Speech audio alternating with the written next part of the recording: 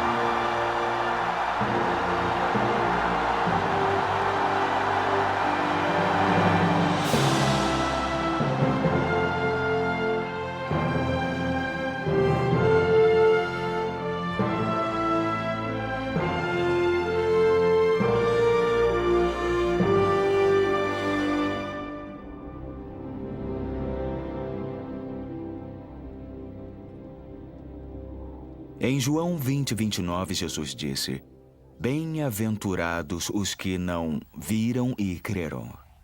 A fé baseada no ver significa que temos que continuar vendo para mantê-la viva. A fé ligada ao ver esvanece rapidamente. Vivemos por fé e não por vista. A fé deve apoiar-se na meditação diária da palavra de Deus. Josué é um exemplo disso. Ele havia obtido sucesso em Jericó, o que encorajou sua fé, porém logo fracassou em Ai. Ele ficou muito abalado. Teve que voltar-se a Deus e lembrar-se novamente da palavra do Senhor a Moisés. O Senhor mostrou que ele não deveria apartar-se da palavra de Deus nem para a direita nem para a esquerda. Então ele obteve a vitória. É sempre assim. A fé é a vitória. A fé proveniente da palavra de Deus.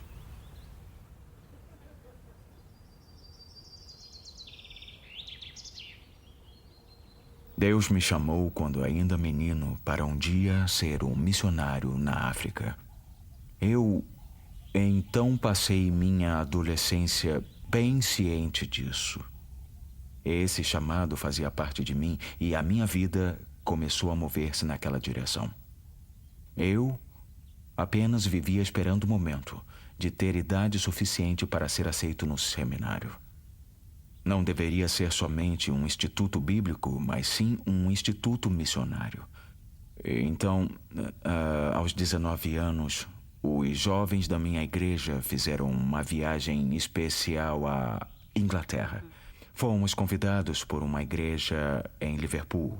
Nós tivemos dias maravilhosos naquela cidade. Um dos pastores veio até mim e disse: Reinhard, o que vai fazer da vida? Eu disse: eu tenho um grande chamado de Deus. Eu vou pregar o evangelho na África. Então ele disse: eu conheço um fantástico instituto bíblico missionário onde você deveria estudar. E aí me deu o nome. E porque eu tinha o chamado missionário, e este era um instituto missionário, eu senti que éramos o par perfeito. Eu me inscrevi para ser aceito como estudante lá, porém fui reprovado. O motivo? Eu não falava inglês, nada de inglês. Eu não podia conversar de jeito nenhum. Eu Então fiquei muito desencorajado. Eu pensei, bom, eu não ouvi direito Deus. E aconteceu o seguinte: o meu pai era pastor no norte da Alemanha e recebeu um preletor visitante da Inglaterra. E o preletor disse: Reinhard está fazendo o quê? O meu pai disse: ele acabou de se inscrever para ir para o seminário, só que ele foi reprovado. Ele disse: eu conheço um seminário na Inglaterra que é excelente. E ele mencionou o mesmo seminário que acabou de rejeitar a minha inscrição. O meu pai disse: não, eles não querem ele, acabaram de reprová-lo. E ele disse: não, eu conheço o reitor pessoalmente, eu escrevo para ele. E ele escreveu. E eles reverteram a decisão. E eu fui aceito.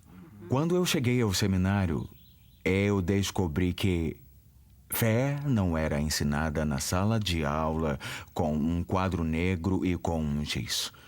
Mas a fé era o estilo de vida deles. Eles viviam a fé. Por exemplo, um dia o reitor entrou na reunião de oração e disse: nesta sexta temos que pagar a conta de carvão. Custa 1.000 libras e não temos dinheiro. Vamos orar e confiar em Deus pelo dinheiro. Eu pensei comigo mesmo: como é que isso vai acontecer? Como é que vai funcionar?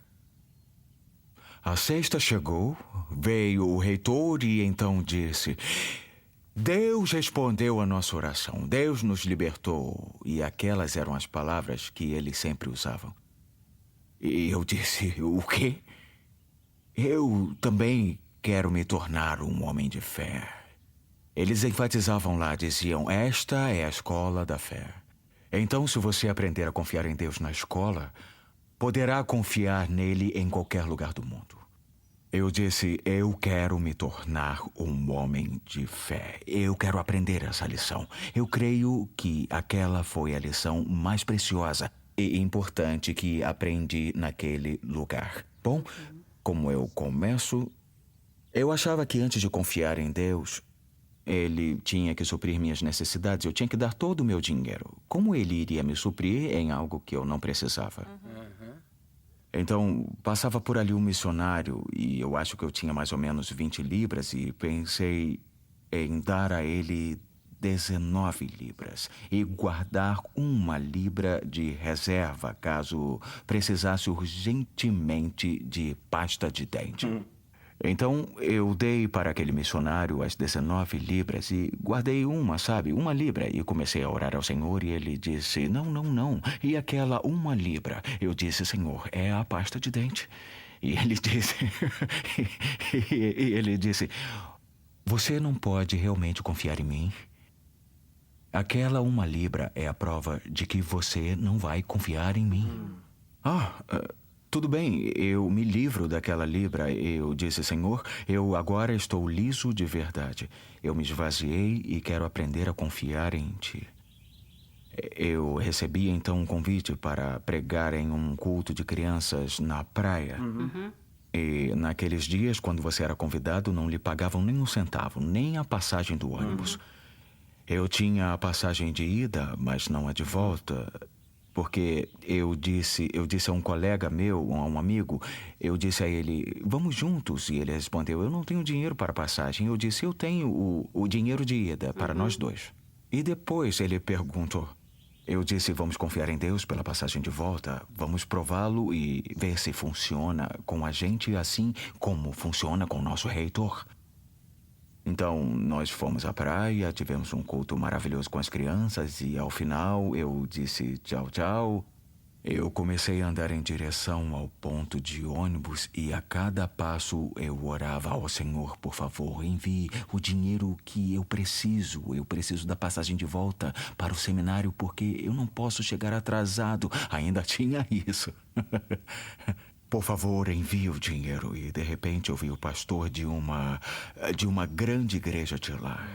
Eu o conhecia, ele me conhecia. E quando ele me viu, ele disse: oi, meninos, como vocês estão? Eu pensei comigo mesmo, graças a Deus, aqui vem a resposta da minha oração. Se Deus pode falar com alguém aqui nesta praia, tem que ser com o homem de Deus.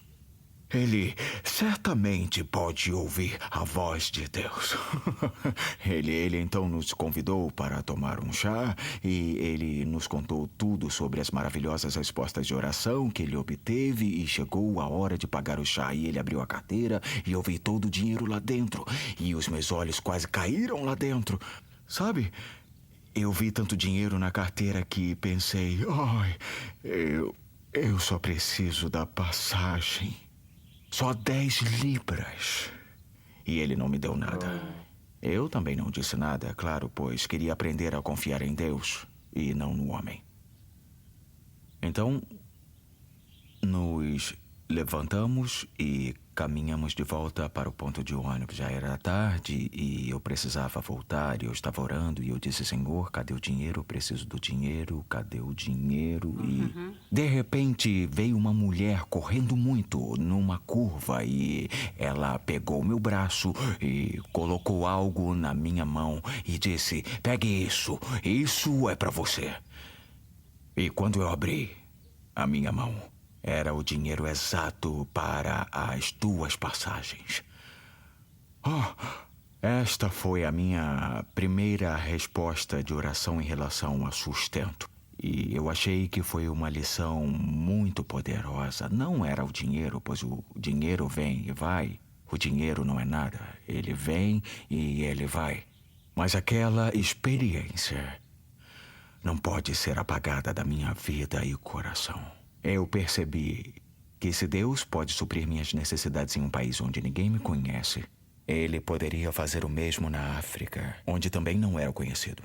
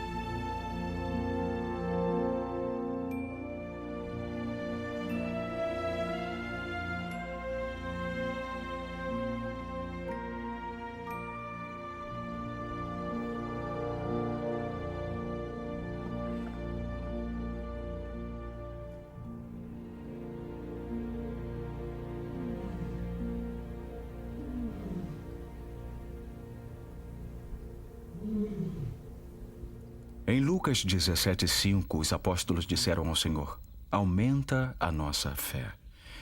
Desde então, os cristãos desejam a mesma coisa: fé em massa. Qual é a resposta de Jesus? Se tiverdes fé como um grão de mostarda, direis a esta amoreira: arranca-te e transplanta-te no mar, e ela vos obedecerá. Aquilo deve ter deixado os apóstolos confusos. Eles queriam uma fé grande, mas ele falava da menor coisa que eles conheciam. Talvez você nunca tenha visto um grão de mostarda. Talvez precise de óculos para enxergar. As pessoas a quem Jesus falava conheciam muito bem as sementes. Era uma sociedade agricultora. Jesus falava em sua linguagem agrícola. Hoje somos uma sociedade high-tech e nossas expressões são científicas. Com certeza, Jesus hoje usaria nossa linguagem comum. Há 2000 anos, Jesus falou sobre o grão de mostarda. Uma pequena coisa com poderoso potencial. Quem sabe hoje Jesus falaria sobre um microchip ou um fusível para ilustrar seu ensino. Se tiverdes fé, como um fusível elétrico, poderás transplantar uma árvore do solo para o mar. Assim como o grão de mostarda, o valor de um fusível não está na largura ou no comprimento. A chave é a condutividade. A fé transfere o poder de Deus para onde for necessário. Eu vou fazer uma ilustração. Grandes cabos de alta tensão estendem-se por todo o país, carregando talvez 110 mil volts em um único cabo. Dia e noite, as enormes turbinas de força alimentam a ampla rede elétrica. Então, em nossas casas, um pequeno ponto de energia é geralmente a diferença entre luz, calor e energia, e o sentar em um quarto frio e escuro. O elo vital é o fusível. Um fusível é feito de metal, assim como um fio de prata, o qual oferece baixa resistência à corrente. Baixa resistência significa alta condutividade. Interpretando isso no espiritual, quanto menor a nossa resistência à palavra de Deus, maior o grau de poder. Quanto maior a resistência e desobediência à palavra de Deus, menor o poder operacional de Deus. Um fusível com alta resistência ou não carregaria poder algum, ou explodiria em pouco tempo. Se dissermos que cremos na palavra de Deus, mas a desobedecemos, negamos a nossa fé. Explode o fusível. O poder de Deus é pequeno quando a palavra de Deus significa pouco para nós. Seja o que for verdadeiro, uma coisa está absolutamente além de contradições. É o fato de que o cristianismo é uma religião poderosa ou não é nada. Para sermos crentes, temos que saber no que nós cremos e em quem cremos. A lição fundamental é que temos que dar à palavra de Deus o seu valor nominal. A fé sem conhecermos a vontade de Deus é impossível. A palavra é a vontade eterna de Deus. Questionar as Escrituras é questionar o único manual que temos e também questionar a Deus. E então, como podemos ver, nossa fé na palavra de Deus é diretamente proporcional ao poder de Deus que flui através de nós. Não podemos gerar poder por meio do que fazemos, na música, na adoração ou no ambiente. E é até mesmo impossível que os cristãos se reúnam em seu nome sem que Cristo esteja presente em poder. Se fosse o nosso labor que produzisse o poder de Deus, seríamos os geradores de poder. Mas Cristo nos deu poder. Não fomos chamados para irmos por todo o mundo com nossas pequenas estações de energia para que as pessoas vejam como somos maravilhosos. Podemos demonstrar nosso próprio carisma e acendermos faísca por 1 hora. Porém, rapidamente nosso gerador ficará sem energia e logo ele vai falhar. Nós não somos geradores, mas sim condutores. Jesus Cristo é a plenitude que tudo enche em todas as coisas. Somos os canais e não a fonte. Deus não precisa de nenhum dos nossos geradores elétricos. Ele tem os seus, 2 deles, aqui mesmo na terra: a cruz e a tumba vazia. O poder fluindo destas fontes dia e noite, sem corte de energia ou colapsos. A voltagem é infalível e confiável. Não há flutuação do fluxo do Pai das Luzes, em quem não há sombra de variação. Aqui está todo o nosso equipamento. As energias espirituais da cruz e da ressurreição, os cabos de alta tensão da palavra de Deus, o fusível da nossa fé, o elo vital. A grandeza de Deus, a grandeza da obra de Cristo, a grandeza da palavra de Deus estão todas ali. Porém, sem uma fé tão pequena quanto um fio fusível, nada desta grandeza é proveitoso. O circuito é interrompido e o canal fica inoperante. Se o fusível da fé falhar, a dinâmica de Deus é neutralizada e será rejeitada por aqueles a quem nós pregamos. Pegue a palavra, adicione o fusível da fé e o poder de Deus certamente virá. Haverá luz, calor, energia, salvação, cura e força e bênção. A nossa fé não é uma torre de emoções para todos verem e compreenderem. É o fusível escondido, mas, através dele, as energias do céu fluem para o mundo.